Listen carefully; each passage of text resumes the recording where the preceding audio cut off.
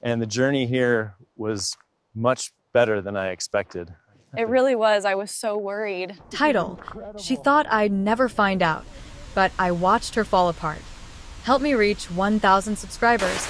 I tell my audience, voice steady but heart burning. Because what I'm about to share, it's the reason I stopped believing in blind trust. You know those moments when your gut whispers before your brain catches up? That's where my story begins. Not with proof, but with a pulse that wouldn't calm down. Section 1. Suspicion. Word count. 1,032. I started noticing the little fractures first. She'd smile at her phone in that half-smirk she used to save for me. The kind that once made dopamine rush through my chest like an electric wave. Now it just felt cold, clinical, like watching my own heartbeat slow down.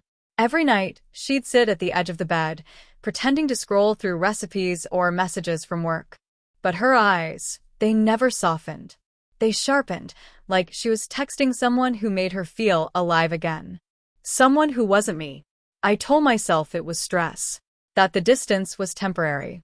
But deep down, the amygdala in my chest was already firing, screaming danger, loss, betrayal.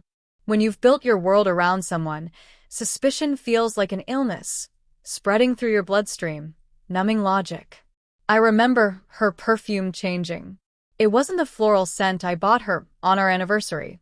It was something darker, muskier, too bold for her usual taste.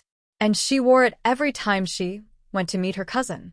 One night, after she left for dinner with friends, I sat in silence and listened. The clock's ticking felt like a countdown. My body was tense, my pulse rising with every passing minute.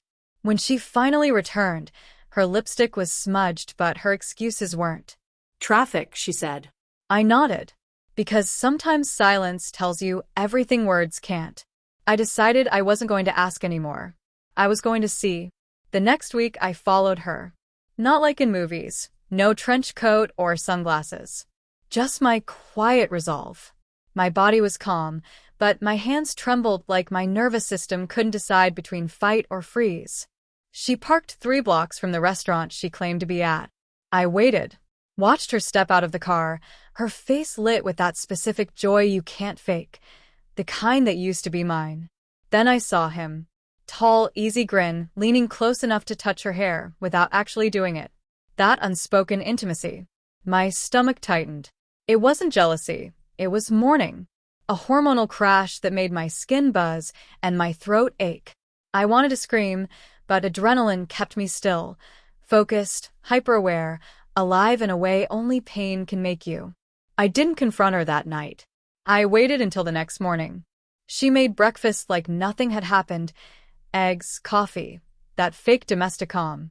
And I asked quietly, "Who is he?" Her fork stopped midair. Her pupils dilated. The cortisol surge hit both of us at once. "What are you talking about?" she said. But I already had the photos. Her hand on his arm. The reflection in a cafe window. Her face lit up by something other than guilt. "You don't have to lie anymore," I told her. "I just need to know when you stopped loving me." The room fell silent except for the sound of her breathing. Fast, shallow, defensive. And when she finally spoke, her voice broke. It wasn't supposed to happen. But that's the thing about betrayal.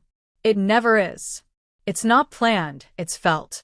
And once it's tasted, it rewires your body's chemistry forever. After she left, the house echoed. The smell of her perfume still lingered, molecules of memory hanging in the air like static. I thought about forgiveness, about how oxytocin and memory sometimes trap us in cycles of what-ifs. But healing isn't chemical, it's brutal, slow reprogramming of the heart. I spent weeks sitting in silence, letting my nervous system detox from her presence.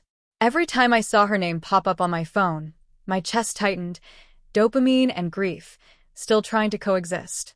I didn't answer. Not once. Then one night, I walked past the mirror and didn't recognize myself. Not the hurt, not the anger, just the absence. The clean kind. The kind that meant survival. So I recorded this story, not to shame her, but to remind anyone watching. You don't lose yourself when someone cheats.